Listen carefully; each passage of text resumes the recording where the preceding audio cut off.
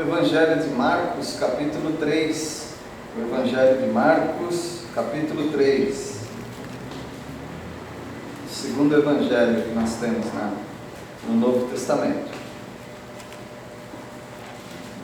Tem algumas realidades da vida que nós não podemos negar. É muito prudente que você não negue algumas coisas. Você não pode negar sintomas de problemas de saúde. Se você está tendo alguns sintomas esquisitos no seu corpo, no seu organismo, você precisa investigar isso. Não negue. É importante também a educação.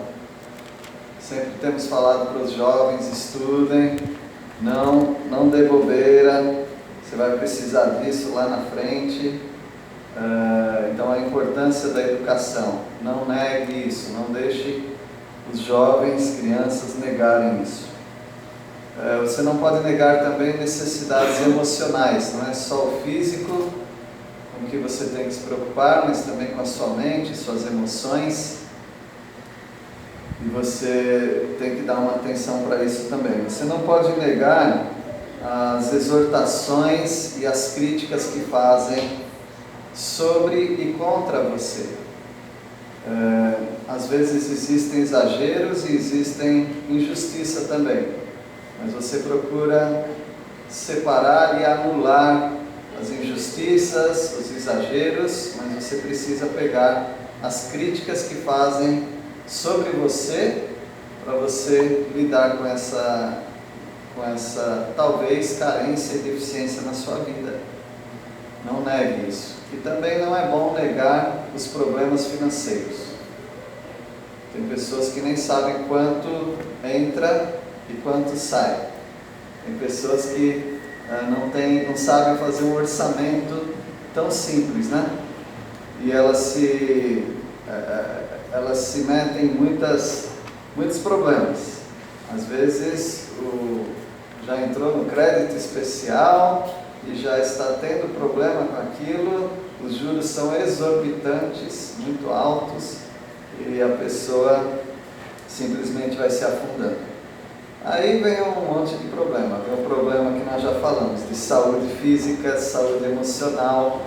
Aí vem o problema dos casados, problemas conjugais, porque os problemas financeiros são cruciais, são muito importantes dentro de um lar e uma causa de grandes discussões também.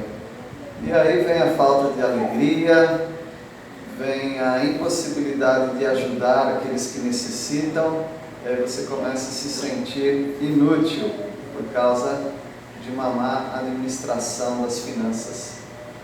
Não negue essas coisas. Você precisa dar atenção para tudo isso. Mas no mundo espiritual você não pode negar que Jesus Cristo é o Filho de Deus. Nós estudamos isso em Marcos 3, 1 a 12. E agora nós vamos estudar sobre Jesus realizando milagres. Você não pode negar que Jesus realizava milagres no poder do Espírito Santo. Há algumas pessoas que querem o ambiente cristão, querem as palavras bonitas da Bíblia, mas eles não querem acreditar em milagres. Dessa maneira você está extirpando da sua vida espiritual aquilo que poderia te transformar, porque a transformação de vida é um milagre. Não que eu consiga curar aleijados, dar vista aos cegos, fazer surdos ouvirem ou mortos ressuscitarem. Eu não consigo fazer isso. Mas transformar um caráter eu não consigo também. Não dá para transformar vida de pessoas. Isso requer um milagre. Se você não acredita que Deus pode fazer isso na pessoa do Espírito Santo, então a Bíblia para você não é nada. Lê o gibi da Mônica que dá na mesma. Você se diverte mais, talvez. Então é muito importante que você chegue diante desse livro sabendo esse livro transforma vidas. E como eu sei disso? Porque eu vejo, eu observo, eu leio e eu vivo. Então eu sei que esse livro transforma vidas. Baseado nisso, você está diante de um texto perigosíssimo. Um texto em que pessoas negaram o poder de Deus para fazer milagres, negaram a pessoa do Espírito Santo e trouxeram para elas um problema de duração eterna. E eu não queria isso para a sua vida. Então vamos lá, capítulo 3 de Marcos, a partir do versículo 13. Uma negativa perigosa é negar que Jesus realiza milagres no poder do Espírito Santo. Versículo 13. Depois subiu ao monte e chamou os que ele mesmo quis, e vieram para junto dele. Deus queria um grupo, auxiliares. Na verdade, ele ia auxiliar mais do que eles iam auxiliar. E Jesus queria trazer esse grupo para prepará-los para que quando ele saísse desse mundo, esse grupo faria aquilo que ele fez e até coisas maiores do que ele fez, em extensão territorial, geográfica. Versículo 14. Então designou 12 para estarem com ele e para os enviar a pregar. É o número que ele quis, 12. Eram 12 as tribos de Israel, e são 12 o número dos discípulos que são conhecidos depois como apóstolos. Discípulo é aquele que segue, e apóstolo é aquele que é enviado. Primeiro você segue, para depois você ser enviado. E foi assim que aconteceu com eles. Versículo 15. E a exercer a autoridade de expelir demônios. As pessoas na época de Jesus começaram a ter muitos problemas de saúde. Começou a aparecer pessoas com lepra, pessoas com problemas mentais, pessoas aleijadas, cegas, surdas, mas também havia, além dessas doenças, e também com essas doenças, pessoas endemoniadas, ou seja, por alguma razão, algumas pessoas recebem demônios dentro delas. E não são apenas as pessoas que estão envolvidas com um tipo de demonismo, satanismo, grupos religiosos que já são dessas seitas de fazer despachos, trabalhos, objetos, não, nada disso. Pessoas comuns. Mas essas pessoas comuns, elas deram uma fenda, uma abertura para o mundo espiritual do mal. Como que se dá a abertura para o mundo espiritual do mal? Tem várias maneiras e algumas são muito, muito simples. Por exemplo, o alcoolismo, as drogas. Tem esse poder? Sim. Os demônios precisam de corpo fragilizado e mente anulada para eles poderem trabalhar, porque eles são covardes, eles trabalham na base da artimanha e eles trabalham na base não do convite, mas da facilidade de entrar na vida das pessoas. Muitos líderes de seitas e muitas seitas são regadas à cachaça, à bebida, a alucinógenos, chás,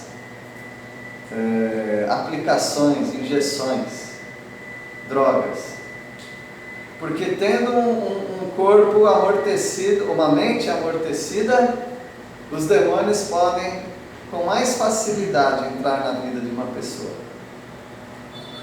E pessoas que começam a rejeitar as coisas sagradas da palavra de Deus, como a própria palavra de Deus e a pessoa de Deus, mais essas outras coisas, elas ficam suscetíveis a recebimento de demônios.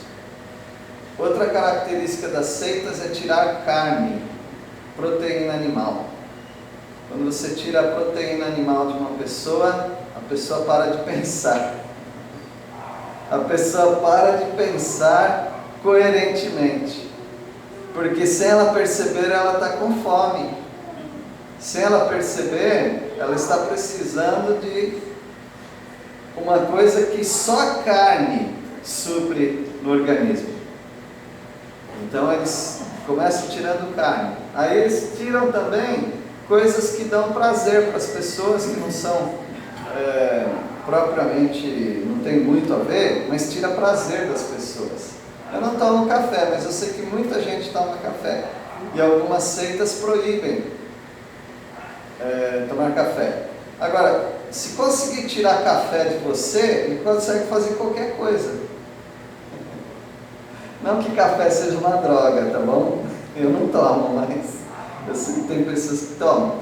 Mas se alguém falar, você não pode tomar Coca-Cola, ele conseguiu controlar a sua vida com um prazer simples, tomar Coca-Cola.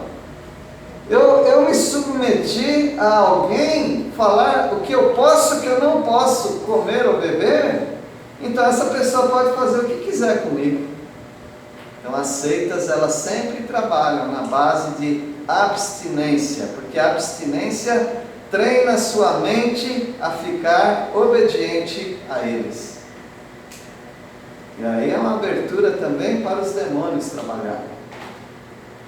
E essas pessoas, na época de Jesus, elas estavam entregues a muito jejum. Alguns faziam jejum 3 vezes por semana ou mais. Elas estavam entregues a uma liderança opressora, que era o Sinédrio, e essas pessoas também já estavam envolvidas com outras coisas ruins. E aí os demônios começaram a pipocar na época de Jesus.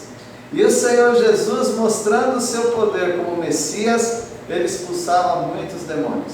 E ele deu poder também para os apóstolos, os discípulos, expulsarem esses demônios também das pessoas. Versículo 16: eis os 12 que designou. Aqui tem o nome dos 12. Simão, a quem acrescentou o nome de Pedro, Simão Pedro, Tiago, filho de Zebedeu, e João, seu irmão, aos quais deu o nome de Boanerges, que quer dizer filhos do trovão.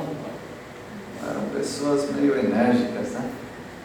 Certa vez os filhos do trovão perguntaram para Jesus se quer que peça para descer fogo do céu igual a Elias e consuma os samaritanos.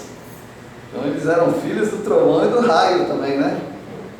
Versículo 18: André, Filipe, Bartolomeu, Mateus, Tomé, o outro Tiago, filho de Alfeu, Tadeu, Simão, o Zelote, porque tinha outro Simão, que é o Pedro, e aqui de quebra também Judas, que foi quem o traiu, e Jesus já sabia que ele ia trair, e para cumprir os propósitos, ele permitiu.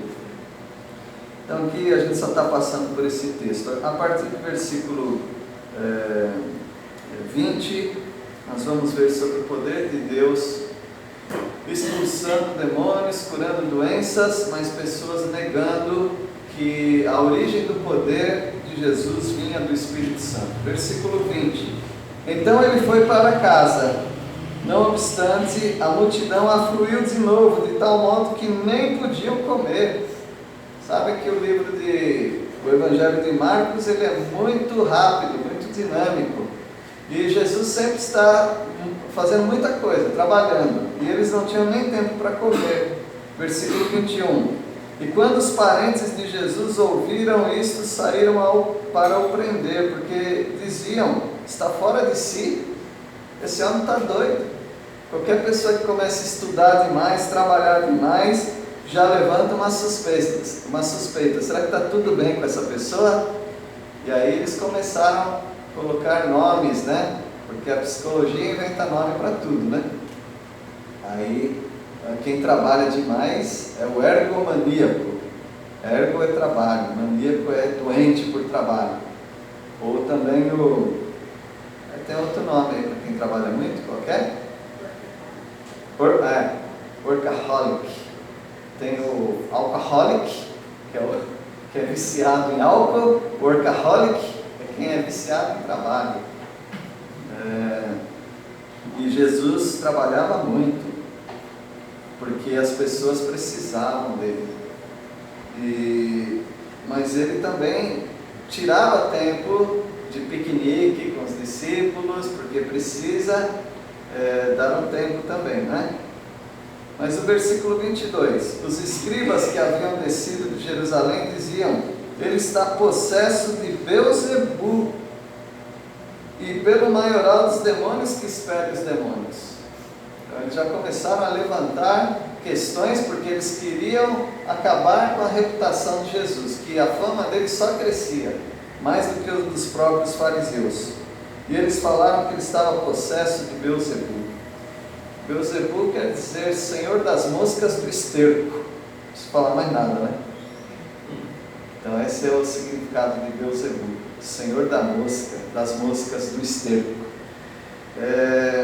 Há uma atividade demoníaca, e eles atribuíam a esse maioral dos demônios, que era Beelzebu. E final do versículo 22, ele expele os demônios pelo poder de Beelzebu. Eles estão negando o poder de Deus, o poder do Espírito Santo, e eles estão atribuindo aos demônios. Agora Jesus vai falar: então quer dizer que estou fazendo gol contra? Isso não faz sentido. Você está num time para ganhar, você não tem que fazer gol contra. E Jesus mostra para eles que esse argumento está errado. Versículo 23. Então, convocando-os, Jesus lhes disse, por meio de parábolas: como pode Satanás expelir Satanás? Acha que isso é inteligente? Imagina uma empresa com uma marca conhecida começar a indicar outra marca. Imagina um lojista recebendo pessoas na sua loja e fala assim: olha, não vem aqui não, vai naquela loja que os produtos são melhores. Você está abrindo falência fazendo isso. Sempre você vai defender a sua empresa. Ah, mas eu não sou dono dela. Mas você come na mão do dono dela. Então você nunca deve maltratar aquele que te alimenta. Você precisa fazer boa propaganda daquele que te beneficia. Então Jesus, com esse argumento, ele está dizendo: quer dizer que agora Satanás está expelindo o próprio Satanás? Não faz sentido isso? Meus irmãos, há pessoas negando a origem do poder de Deus. Há pessoas que estão negando que haja poder nessa palavra. Por causa de muitos pastores, pregadores e vigaristas, algumas pessoas entram numa igreja e falam: lá eles só roubam seu dinheiro. Lá eles querem fazer lavagem cerebral em você. Por causa das suas experiências ruins, você começa a negar o poder de Deus, que pode transformar a sua vida. E como que a gente faz para saber se algo é certo ou algo é errado? É fácil. É só saber se o que eles estão fazendo está certo ou está errado. E você sabe, você é inteligente, ninguém precisa te ensinar. Se alguém começa a querer mandar na sua vida, está errado. Se alguém começa a te coagir, a arrancar o seu dinheiro sem alegria no coração, está errado. Se alguém está dizendo que cura um monte de doença, mas não cura o câncer terminal, está errado. Se alguém fala que tem o poder de Deus para curar todo tipo de doença, mas não ressuscita morto, está errado. Então aqui a gente já fala, a gente não cura doença, não ressuscita mortos, fica tudo debaixo da vontade de Deus. E quanto à morte, nem adianta, que já está na vontade de Deus. Morreu, a palavra de Deus diz que ao homem está ordenado morrer uma só vez. Morreu, morreu. Depois disso vem o juízo.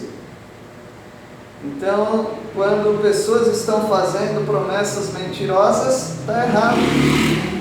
É muito fácil. Você chega na prateleira de um mercado para comprar um produto, provavelmente você já sabe o shampoo que você quer, a farinha de trigo que você usa. Se você é tão inteligente para essas coisas, como é que você não vai ser inteligente para saber que pessoas estão te manipulando? E o Senhor Jesus, ele faz essa pergunta, com resposta já, né? Como pode Satanás expelir Satanás? Chegou contra. Versículo 24. Se um reino estiver dividido contra si mesmo, tal reino não pode subsistir. Se as pessoas daquele reino estão se matando, é claro que eles não vão ter poder de conquista. Satanás não está nesse trabalho de Jesus, de curar doentes, de libertar os cativos espirituais. Versículo 25. Se uma casa estiver dividida contra si mesmo, tal casa não poderá subsistir. Os casais não conseguem ficar muito tempo se eles não concordam. Vai ter um divórcio ali, vai ter uma quebra. Pelo menos eles vão separar de quarto, né? Pelo menos isso. Porque a palavra de Deus é muito clara a respeito disso. Se dois não concordam, não dá.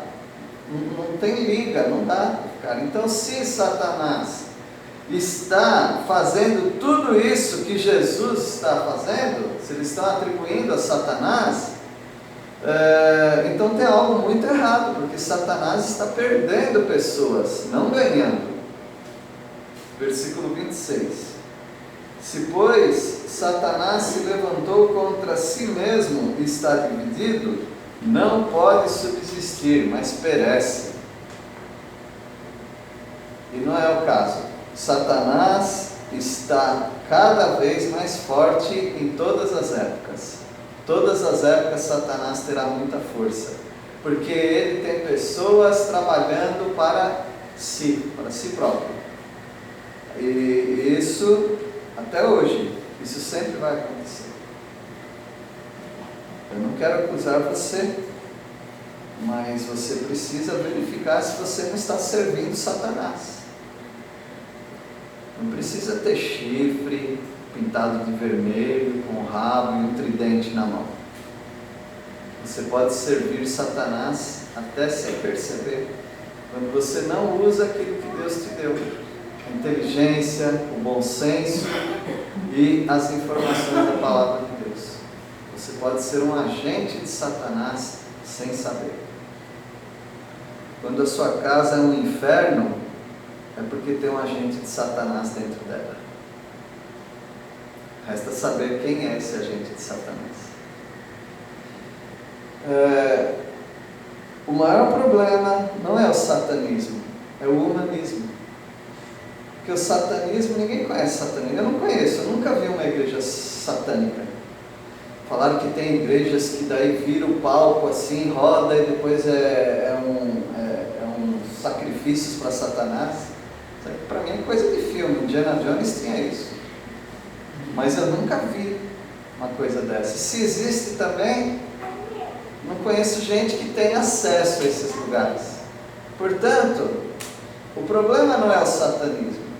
Mas o que tem nas igrejas muito é o humanismo.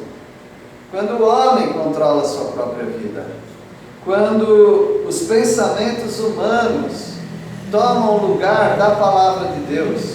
Isso eu vejo todos os dias, em todos os lugares, inclusive nas igrejas. O humanismo tomando conta da palavra de Deus. Isso é muito mais perigoso que o satanismo. E isso é negar o poder de Deus. Se Satanás se levantou contra si mesmo, está dividido, não pode subsistir para sempre. Ou seja, o argumento de vocês está errado. O argumento que eles estavam falando que Jesus faz aquilo pelo poder do diabo. Versículo 27.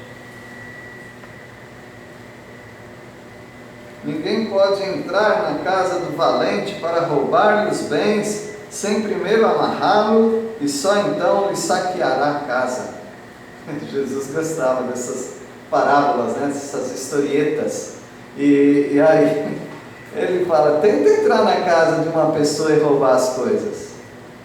E o pau de amansar louco que ele tem atrás da porta? E se ele rachar a sua cabeça no meio? Não é fácil assim. Não é muito fácil. Você tem que primeiro... É a receita para o ladrão, tá? Isso é que você tem que primeiro imobilizar aquele que poderia oferecer perigo para você. Então Jesus está dizendo que é assim também no mundo espiritual. As seitas trabalham assim. As pessoas vêm para os movimentos. O que você tem que fazer com elas? Você tem que primeiro enfraquecer essas pessoas. Você tem que amarrar essas pessoas. Você tem que falar, não come aquilo. Você está tomando isso aqui? Não pode, hein? Ô pastor, perdão, desculpa, viu? Não vou mais fazer isso. Se você consegue deixar as pessoas igual cordeirinho te obedecendo, então você consegue enganar as pessoas. E é assim que as seitas falam. Agora vocês têm uma cobertura espiritual. Se você sair dessa cobertura, você vai ser amaldiçoado. Então você não pode sair mais daqui.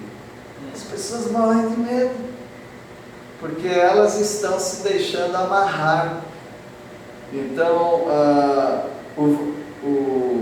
essas pessoas estão amarrando os valentes. Aí eles conseguem roubar tudo deles. Conseguem roubar a dignidade, a fé, a coragem e o dinheiro. Eles roubam tudo da pessoa. Mas tem que primeiro amordaçar essas pessoas, amarrar, e só então lhe saqueará a casa. Jesus deixou muito claro que os falsos mestres, eles têm essa tática. Versículo 28.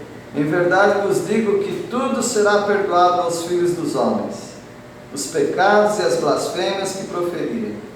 O Senhor Jesus disse que o perdão de Deus, ele é imenso. O perdão de Deus alcança todas as pessoas. Não importa quando que alguém tenha cometido, Deus perdoa. Se alguém chegar diante de Deus, humilde, arrependido e querendo de Deus a transformação, ele vai ser transformado. Porém, as pessoas daquela época, naquele momento que está acontecendo essa história, aquelas pessoas que falaram que ele é o senhor das moscas do esterco, o Beelzebu, eles ficaram sem perdão. Deus fechou as portas para eles. Isso aí foi um estado de exceção, isso não acontece, mas aconteceu naquele momento. Naquele momento, então, Jesus está falando que as portas da misericórdia e do perdão de Deus se fecharam para essas pessoas. Olha, eles tiveram coragem de falar o que eles falaram para Jesus, né? Agora eles sofreram a consequência. Eu vou dizer para vocês por que hoje não é mais possível cometer esse pecado.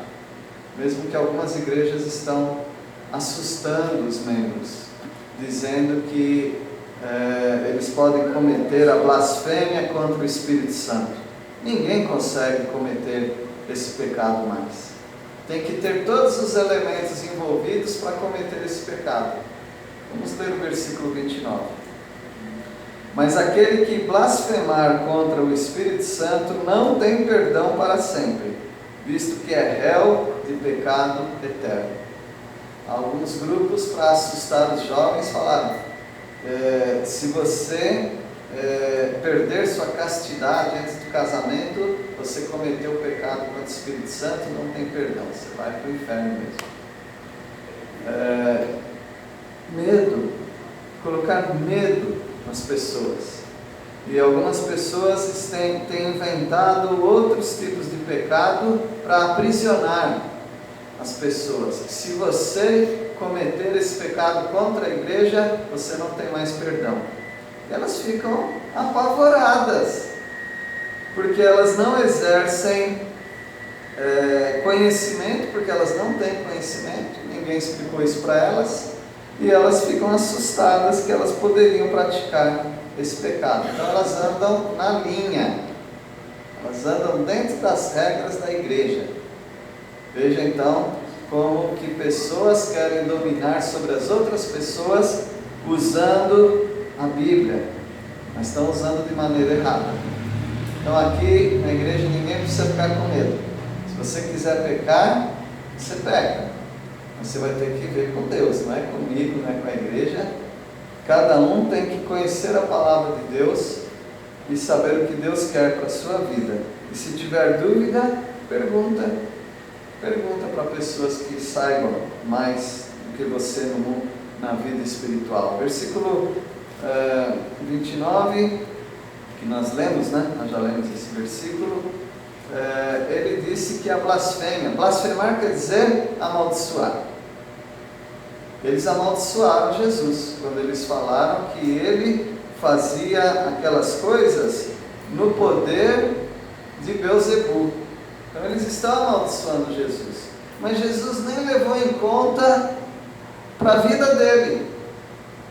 Jesus ele teve aquela blasfêmia como não contra ele propriamente, mas contra aquele que estava dando poder para ele expulsar os demônios, que é o Espírito Santo.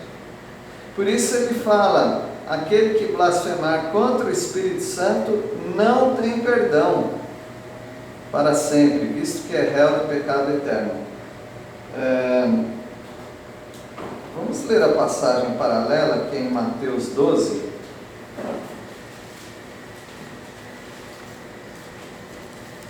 Mateus 12, versículo 22, né? Mateus 12, versículo 22. Bom, nós vamos mais para frente, vamos direto aqui onde falam Beelzebul, né?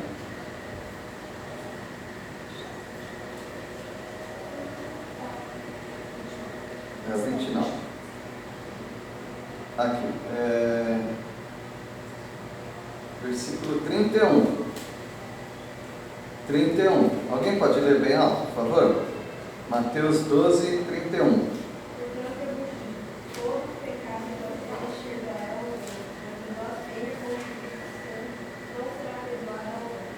A blasfêmia contra o Espírito Santo não vai ser perdoada. Isso aqui ele já tinha falado também em Marcos, mas no versículo 13 versículo 32 tem algo diferente que ele não fala lá em Marcos.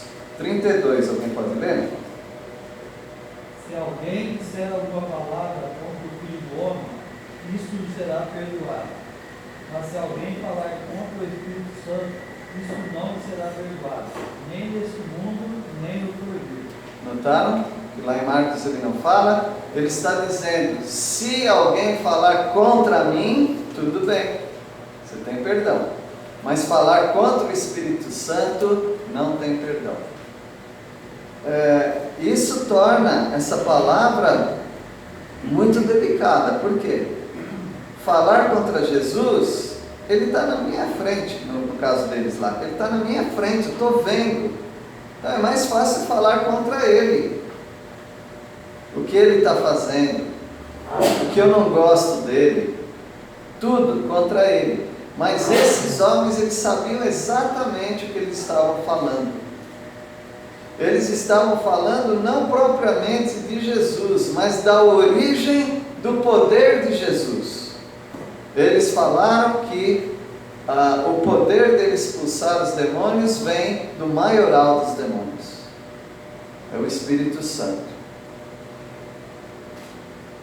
Talvez você não saiba o que acontece na igreja do Senhor Jesus Cristo. Alguns não sabem como funciona. Não estou falando só dessa igreja, mas todas as igrejas onde o Espírito do Senhor está atuando. E por causa disso, talvez alguns falam muita besteira contra as igrejas, contra os pastores, contra os crentes. Pode falar à vontade. Isso aí vai ser perdoado. Se eu acreditasse em sorte, né? Eu diria: vocês têm muita sorte de não terem falado essas coisas na época de Jesus. Mas a gente não acredita em sorte, não é questão de sorte. Porque hoje ninguém consegue cometer o pecado deles. Porque funciona dessa maneira. Vamos todo mundo para lá? Naquela época, tá bom? Todos nós estamos lá naquela época. Jesus está aqui na sua frente, na nossa frente, e ele acaba de curar alguém mudo, alguém que não falava. Está lá em Mateus capítulo 12. E eles olham aquilo, não tem dúvida nenhuma, aquele homem, ele tinha problema e agora ele foi curado. Eles veem aquela situação, eles veem Jesus, eles falam: ele fez isso com o poder do diabo. É muita coragem para falar uma coisa dessa. Hoje, se alguém falar: eu fui curado por tal pastor, eu posso duvidar totalmente, porque eu não vi. E mesmo que ele falasse: você está curado, também não estou vendo. Ele é curado como? Na hora? Como que é isso daí? Mas quando eles falaram de Jesus, eles viram naquele momento. Quantas pessoas falaram? 3, 4, 5, eu não sei quantas pessoas. Foi um grupo reduzido de gente que falou aquilo. Essas pessoas, elas passaram do limite, atribuindo aos demônios o poder para Jesus fazer aquilo. Portanto, elas não têm perdão. Eu gosto de dar ênfase nesse versículo porque eu sei que tem muita gente usando esse versículo para assustar as pessoas. Eu quero dizer então, você não tem o perigo de cometer esse pecado. Nunca. Nunca. Mesmo que você quisesse. Eu queria ter cometido esse pecado. Você não consegue. Jesus teria que estar aqui. Mas ele não está aqui. Mas ele não está fisicamente aqui. Teria que ter uma situação em que ele operasse um poder que, sem dúvida nenhuma, você saberia, foi ele mesmo que curou. E aí você falar: foi o diabo quem fez essa obra. Então, não se preocupa com isso. Agora, se você pensar assim: poxa, então eu estava tão preocupado com isso, agora eu estou livre, né? Eu posso fazer qualquer coisa. Se quiser fazer, pode fazer. Mas você sabe que Salomão fala no livro de Eclesiastes, fala para os jovens inclusive: você pode fazer tudo o que você quiser, mas saiba de uma coisa: você vai ter que prestar contas diante de Deus. E um dia os pecados serão imperdoáveis, todos eles, não só esse tipo. Porque se você estiver diante de Deus, no grande trono branco, o julgamento mesmo dos incrédulos, você não tem mais escapatória. Não adianta você pedir perdão naquele momento. O momento é agora. Aos homens está ordenado morrerem uma só vez, e depois disso vem juízo.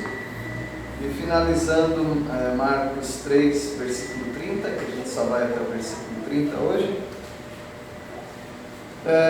Isto porque diziam: está possesso de um espírito imundo. Então eles não tiveram perdão porque eles estavam duvidando da origem, negaram a origem do poder de Deus. Eu não sei o que você está negando, mas é muito perigoso negar. Não negue mais. Não negue mais. Fique calado, mas não negue. Espere. Não, eu vou ainda esperar mais um pouquinho. Eu não quero nem acreditar, mas também eu não quero duvidar. Porque se você começa a duvidar sempre, uma hora a porta fecha. E aí você não tem mais oportunidade. Deus abençoe a todos aqui. Saibam que nós não podemos negar que Jesus é o Filho de Deus. E nós não podemos negar que Ele tem poder. E que o Espírito Santo é Deus e tem poder também. E não subestime igrejas. Mas essa igreja não é grande, essa igreja não é... Não subestime, pode ter 3 pessoas num lugar falando de Deus como igreja, não subestime. O poder de Deus estando num ambiente, você precisa ter reverência. Que Deus abençoe. Vamos orar. Nosso Deus, agradecemos pela Tua palavra, que ela mostra que somos pecadores, mas mostra também que alguns pecadores são muito atrevidos. Nós queremos pedir a Deus por todos aqueles que têm contato conosco, com a nossa igreja, que essas pessoas aprendam a conhecer o Senhor, que elas reconheçam um dia como o Senhor transforma vidas. Agradecemos porque o Senhor está transformando vidas de muitas pessoas no mundo inteiro, e nós atribuímos isso ao poder do Teu Santo Espírito. Nós não queremos blasfemar, mas nós queremos exaltar ao Senhor, ao Teu Filho amado, ao Teu Santo Espírito, porque nós dependemos do Senhor. Em nome do Teu Filho amado, Jesus, que nós oramos. Amém.